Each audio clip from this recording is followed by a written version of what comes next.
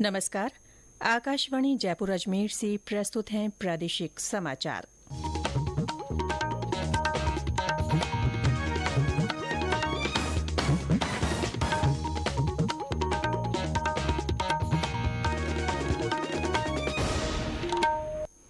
मुख्य समाचार। प्रदेश में 31,825 मेगावाट बिजली उत्पादन और खरीद के लिए आज 1,60,000 करोड़ रुपए के किए जाएंगे एमओयू। मतदाता सूची में अपना नाम खोजने की प्रक्रिया के तहत आज प्रदेश के सभी मतदान केंद्रों पर आओ बूथ चले अभियान आयोजित। राज्य सरकार ने 2 आईएएस और 50 आरएएस अधिकारियों के किए तबादले। और प्रदेश भर में फागोत्सव की धूम। खाटू श्याम जी का लक्खी मेला कल से होगा शुरू।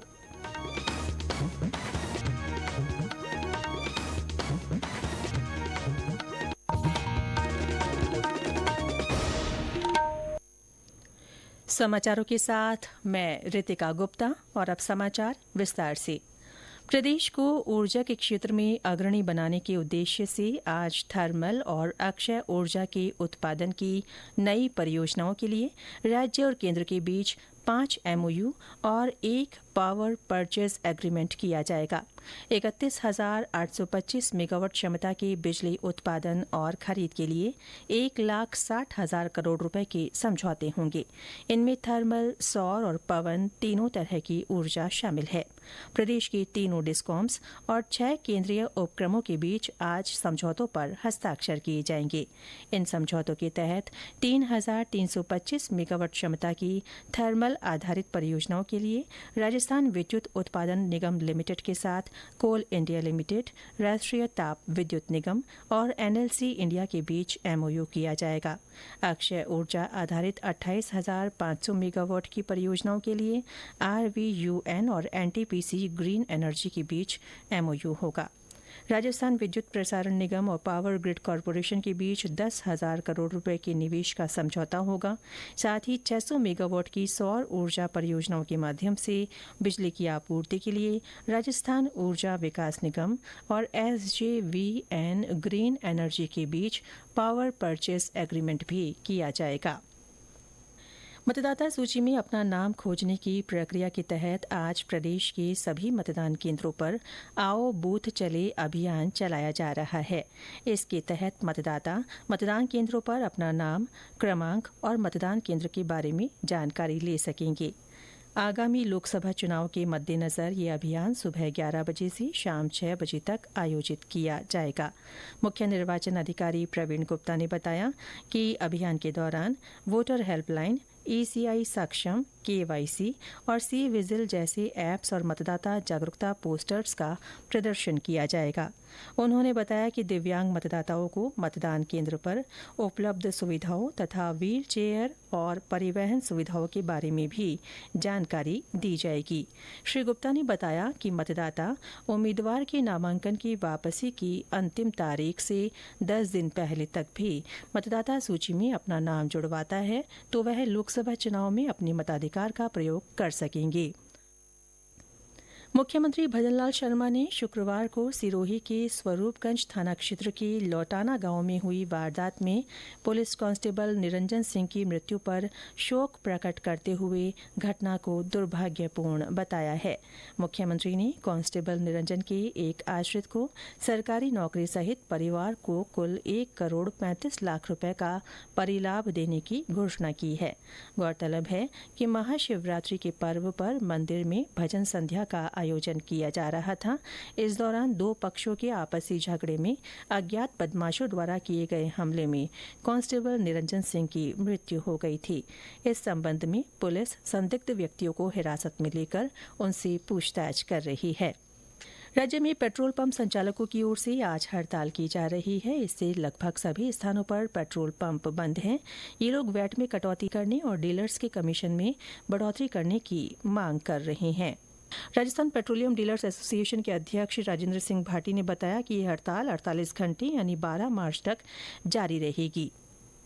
ये समाचार आकाशवाणी जयपुर अजमेर से प्रसारित किए जा रहे हैं। राज्य सरकार ने प्रशासनिक फेरबदल करते हुए 2 आईएएस और 50 आरएएस अधिकारियों के तबादले किए हैं। कार्मिक विभाग ने तबादला सूची जारी करते हुए तुरंत प्रभाव से पदभार ग्रहण करने के निर्देश दिए हैं। सरकार ने आईएएस अभिषेक खन्ना को कोटा विकास प्राधिकरण का आयुक्त और ललित गोयल को भीलवाड़ा नगर विकास न्यास में सचिव पद पर लगाया है।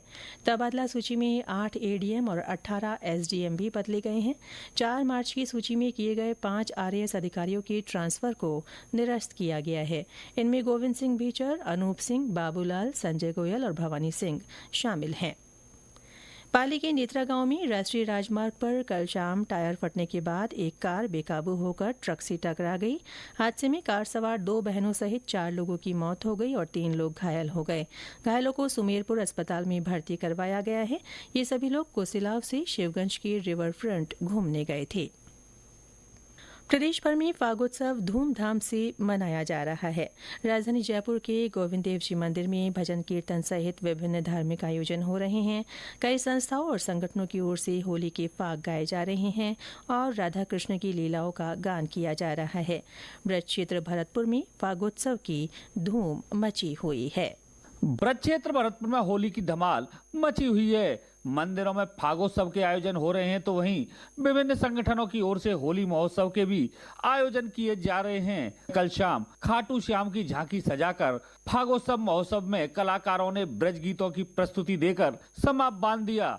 कलाकारों ने मथुरा वृंदावन की कुंज गलियों की राधा कृष्ण की अटखेलियों को नृत्य के माध्यम से प्रस्तुत कर दर्शकों को भाव विभोर कर दिया तो वहीं बरसाना की प्रसिद्ध होली का सजीव प्रदर्शन कर श्रद्धालुओं को होली की मस्ती में सरोवर कर दिया। इसके अलावा प्रेस क्लब की ओर से ब्रज महोत्सव के तहत होली के हुरियारे थीम पर आयोजित कार्यक्रम में ब्रज के कलाकारों ने गोवर्धन धाम की सप्तकोशीय परिक्रमा को भजनों के माध्यम से प्रस्तुत कर मंत्रमुग्ध कर दिया। इस दौरान फूलों की होली, लट्ठमार होली, लड्डू होली, अबीर होली खेलकर ब्रज की होली को साकार किया। शिव कुमार वशिष्ठ, आकाशवाणी समाचार, भरतपुर।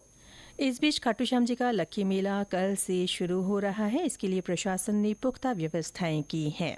विश्व विख्यात खाटू श्याम जी का 12 दिवसीय लक्खी मेला कल से शुरू हो रहा है। मेले में देश विदेश से लाखों श्रद्धालु श्याम बाबा के दर्शन कर मनौती मांगेंगे। श्याम सरकार के मेले को सुचारू संचालन के लिए जिला प्रशासन और मंदिर कमेटी ने व्यापक प्रबंध किए हैं। आम श्रद्धालुओं के खाटू श्याम जी तक पहुंचने के लिए रेलवे ने 2 स्पेशल ट्रेनें चलाई हैं। ये ट्रेन 12 मार्च से 22 मार्च तक रेवाड़ी रिंगस के मध्य चलेगी।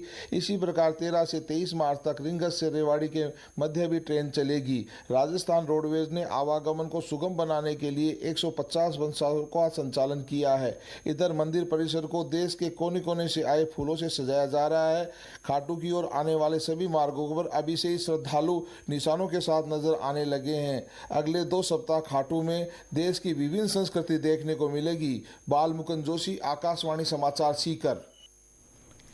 लोकसभा अध्यक्ष ओम बिरला आज बूंदी के खेल संकुल में बने अंतर्राष्ट्रीय स्तर के तरण ताल का लोकार्पण करेंगे। 2 चरणों में हुए इस निर्माण कार्य में करीब 12 करोड़ रुपए खर्च हुए हैं। पहले चरण में सिंथेटिक ट्रैक का निर्माण किया गया था, जिसका पिछले साल लोकार्पण हुआ था। श्री बिरला लबान में कोटा बूंदी के 54 तालाबों के जीर्णोद्धार कार्य का शिलान्यास भी करेंगे। इन पर 62 करोड़ रुपए से अधिक की राशि खर्च की जाएगी। केंद्र सरकार की RRR योजना के तहत स्वीकृत इस कार्य में बूंदी के 16 तालाबों पर लगभग 19 करोड़ जबकि कोटा के 38 तालाबों पर 43 करोड़ रुपए से ज्यादा की लागत आने का अनुमान है। और अंत में मुख्य समाचार एक बार फिर। प्रदेश में 31,825 मेगावाट बिजली उत्पादन और खरीद के लिए आज 1,60,000 करोड़ रुपए के MOU किए जाएंगे। मतदाता सूची में अपना नाम खोजने की प्रक्रिया के तहत आज प्रदेश के सभी मतदान केंद्रों पर आओ बूथ चले अभियान आयोजित किया जा रहा है। राज्य सरकार ने 2 IAS और 50 RAS अधिकारियों के तबादले किए हैं। और प्रदेश भर में फागोत्सव की धूम मची हुई है। खाटू श्याम जी का लक्खी मेला कल से शुरू होगा। इसके साथ ही प्रादेशिक समाचार बुलेटिन समाप्त हुआ। नमस्कार।